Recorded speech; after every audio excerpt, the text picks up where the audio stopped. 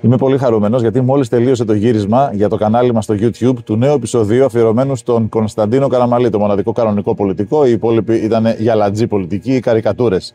Και στα πλαίσια της έρευνας που έκανα για αυτό το επεισόδιο που σας συστήνω να το δείτε ανεπιφύλακτα, εξαιρετικό στο κανάλι μας στο YouTube, ανακάλυψα ότι ενώ εδικαιούτο να έχει 10 γραμματείς μεταπολιτευτικά ως πρωθυπουργός, αυτός είχε μόλις 2.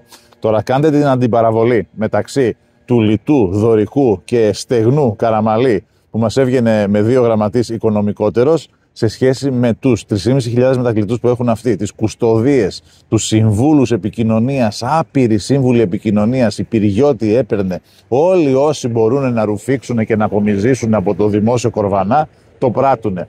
Κάνε την αντιπαραβολή και θα καταλάβεις ποια είναι η διαφορά μεταξύ ενός πραγματικά μεγάλου ηγέτη, αν και στο βίντεο τον αποδομώ, και όλων αυτών των κυφήνων και των τροκτικών που απομυζούν από το δημόσιο κορβανά, δημόσιο πλούτο, λαφυραγωγούν, ό,τι βρούνε τέλος πάντων το αρπάζουν και ουσιαστικά δεν μιλάμε για ηγέτες, μιλάμε για αρπακτικά. Όχι μόνο ο τωρινός και όλοι οι προηγούμενοι από πότε και μετά, αυτό είναι το ερώτημα που καλείσαι εσύ να απαντήσεις. Πότε εξοκύλαμε και εκτραχυνθήκαμε και γίναμε από κανονική χώρα αυτή η παρατημένη χώρα με τους παρετημένους πολίτες που είμαστε σήμερα.